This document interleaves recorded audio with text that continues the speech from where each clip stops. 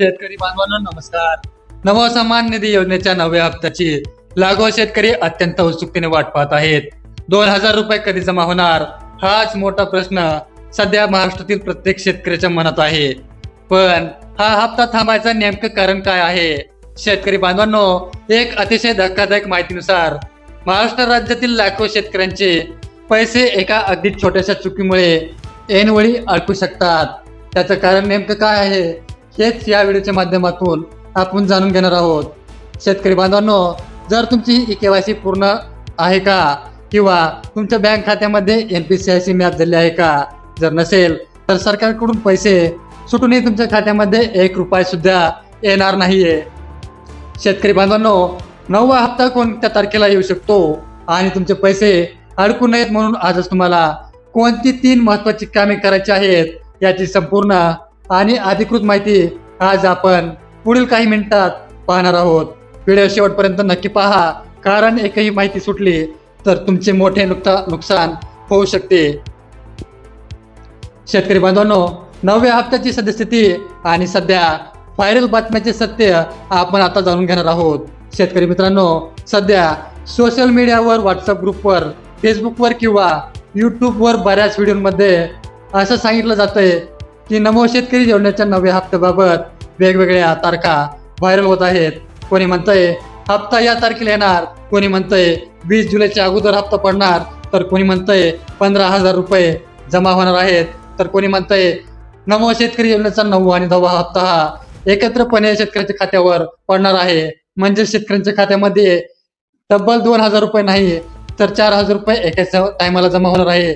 परंतु या सर्वांचं सत्य काय आहे हेच या व्हिडिओच्या माध्यमातून आपण जाणून घेणार आहोत.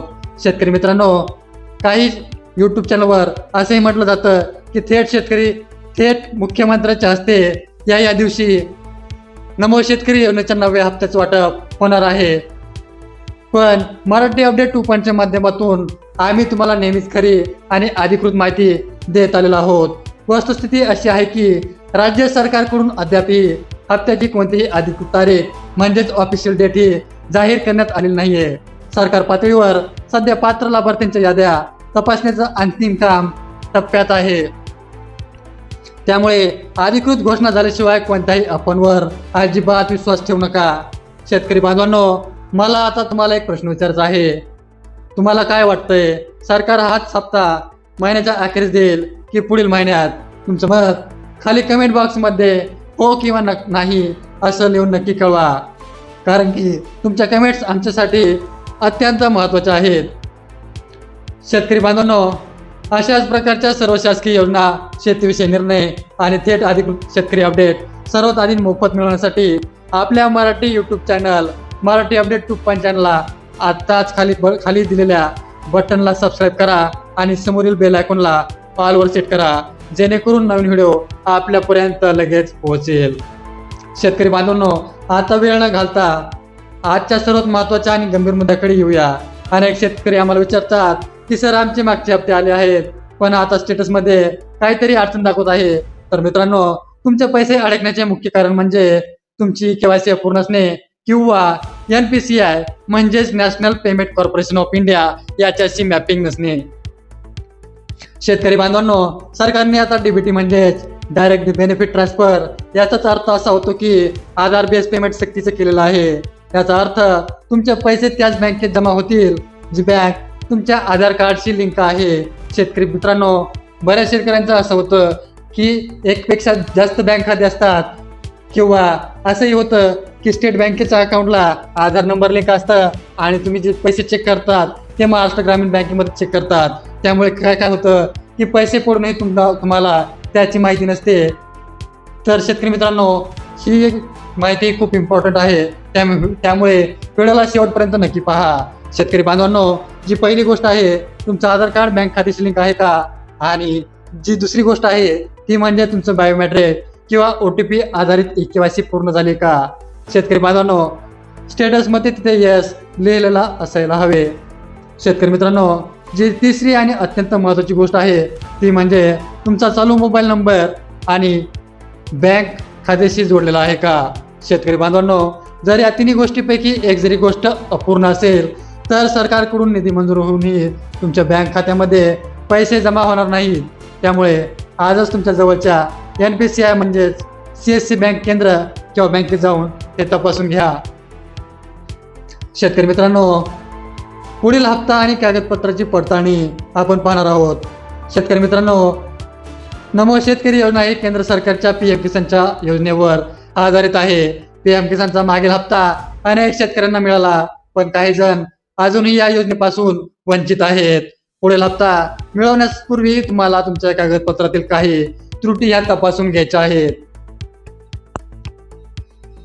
शेतकरी मित्रांनो, बऱ्याच वेळी काय होतं माहिती आहे का, तुमची आधार कार्डवरील नावाची स्पेलिंग आणि तुमच्या बँक खात्यावरील किंवा 7/12वरील नावाच्या स्पेलिंगमध्ये त्यामध्ये क्वचित थोडासा फरक असतो. म्हणजेच नावामध्ये स्पेलिंगमध्ये किंवा कॅपिटल स्मॉल किंवा तुमचं जे आडनाव आहे ते अगोदर ते असू शकते किंवा तुमचं नाव हे पहिल्यांदा मागे पुढे होऊ शकते. त्यामुळेच काय होतं, नावामध्ये एखादं अक्षर मागे पुढे असणे अशा छोट्या चुकांमुळे PFMS म्हणजेच पब्लिक फायनान्शियल मॅनेजमेंट सिस्टमकडून तुमचे खाते रिजेक्ट केले जाते.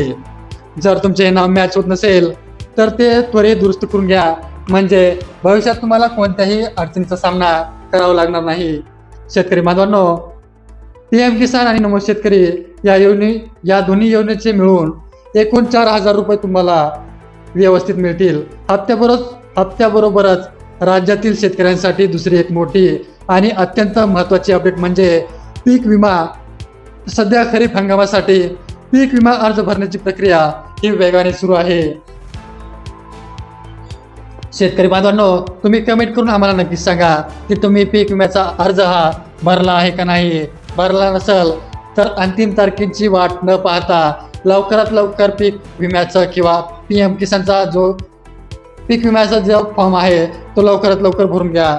शेतकरी बांधवांनो, गेल्या अनेक वर्षापासून अनेक भागात दुष्काळ आणि अवकाळी पावसामुळे शेतकऱ्यांचे मोठे नुकसान होत आलेले आहे. ज्यांनी विमा मिळाला त्यांना मोठा आर्थिक आधार मिळाला. म्हणूनच यंदाच्या हंगामात नुकसान सोसावे लागू नये. अंतिम मुदतीला आपला पीक विमा अर्ज नक्की पूर्ण करा. केवळ ₹1 भरून विमा मिळवण्याची ही योजना आहे. त्यामुळे आता कोणतेही टाळाटाळ करू नका. शेतकरी बांधवांनो, मला कमेंट करून नक्की सांगा तुमच्या गावामध्ये तुमच्या मित्रांमध्ये किती शेतकऱ्यांनी आतापर्यंत पीक विमा भरला आहे किंवा तुम्हाला अर्ज भरताना कोणतीही तांत्रिक अडचण किंवा काही दुसरी अडचण आली आहे का. शेतकरी बांधवांनो, आता एक असा प्रश्न जो हजारो शेतकरी बांधव नेहमीच विचारतात की सर, जर आमची KYC हप्त्यापूर्वी पूर्ण झाली नाही तर आमचे जे पैसे आहेत ते कायमची बंद होतील का. तर शेतकरी बांधवांनो, याचं योग्य उत्तर आहे नाही. तुमचे पैसे कायमचे बंद होत नाहीत, परंतु जोपर्यंत तुम्ही KYC किंवा आधार पडताळणी पूर्ण करत नाहीत तोपर्यंत तुमचे हप्ते सरकारकडे जमा राहतील, म्हणजेच होल्डवर राहतील. जशी तुम्ही ही प्रक्रिया पूर्ण कराल तसे तुमचे अडकलेले हप्ते पुढील हप्त्यासोबत एकत्र जमा केले जातील.